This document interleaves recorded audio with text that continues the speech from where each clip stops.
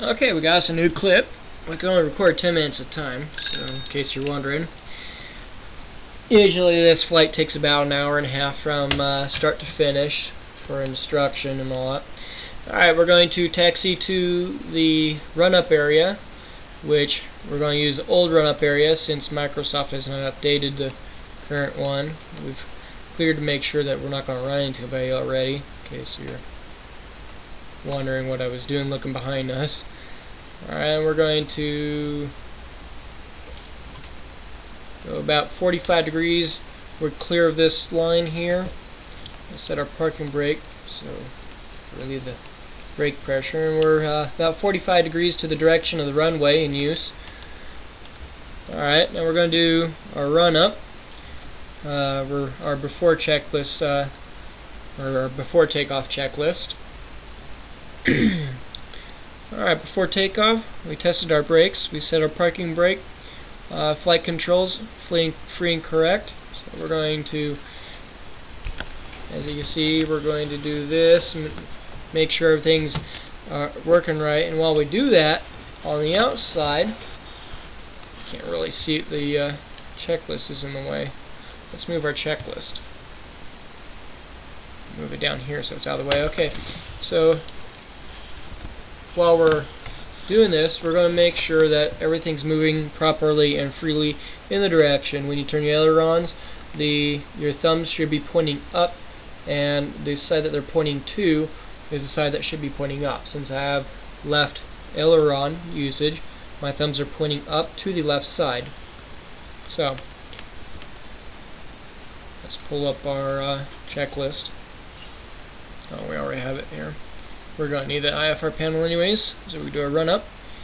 Alright, parking set, flight controls free and clear, flight instrument check. We're going to make sure that our heading indicator is correct with is in sync with our compass. Okay, I'll bring up our RPMs just a little.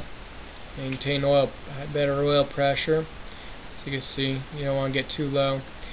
Alright, instruments are checked, fuel quantity, here's our fuel gauges, this checks the right left wing fuel tanks.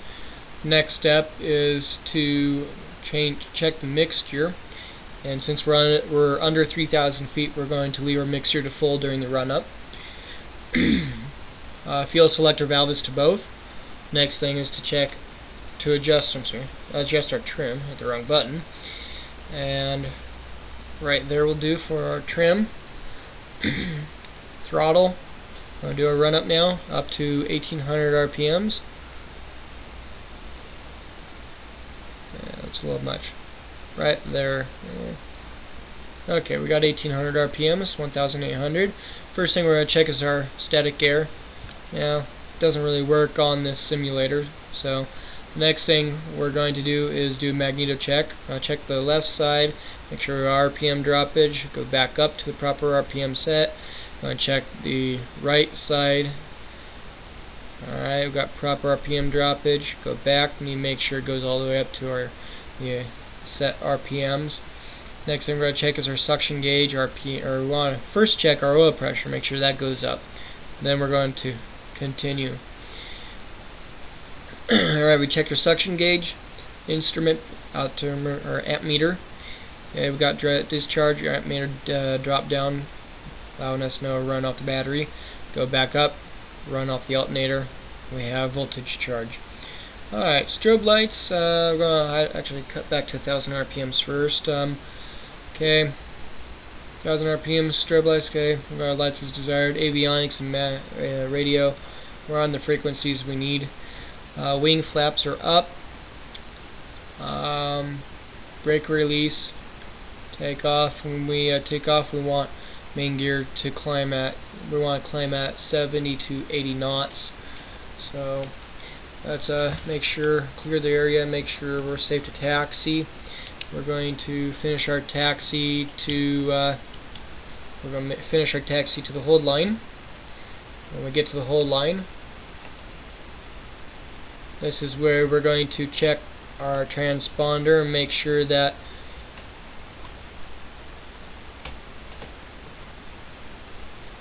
Whoa, a little fast.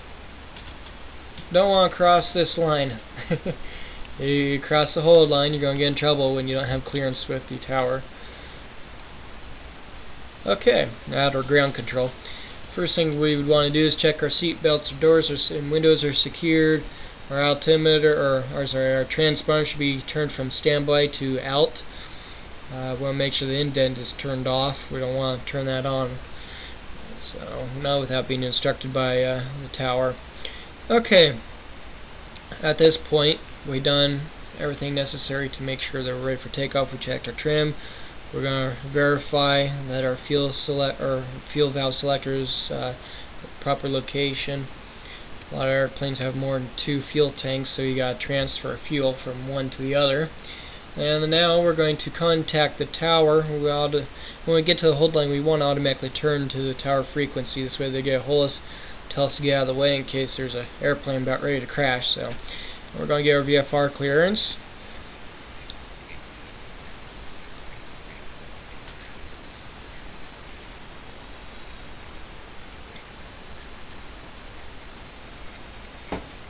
Alright, we're cleared for takeoff.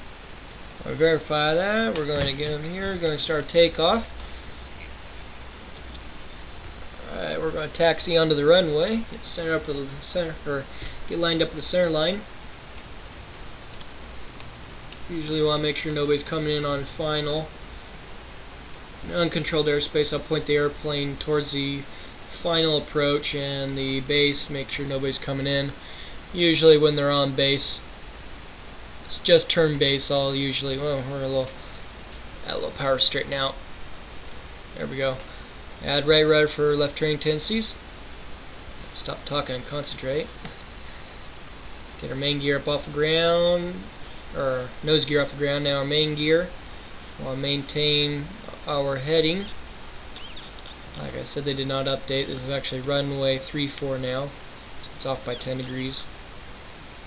Make sure that we don't, or we want to make sure that we stay over the runway.